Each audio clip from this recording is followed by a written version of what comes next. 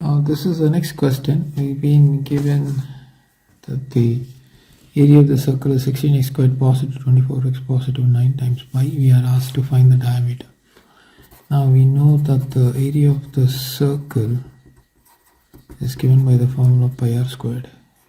So this means we got pi r squared is equal to 16 times x squared positive 24x positive 9 times of pi. I can cancel the pi out, so I would now have r squared is equal to 16x squared positive 24x positive 9.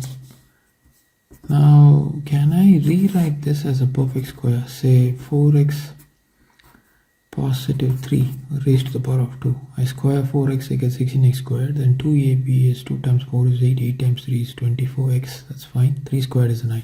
Okay, fair enough. So this is equal to r squared. Therefore r is equal to square root of 4 times x positive 3 raised to the power of 2. The square and the square root gets cancelled, giving me 4x positive 3 to be the radius. But they want us to get the diameter.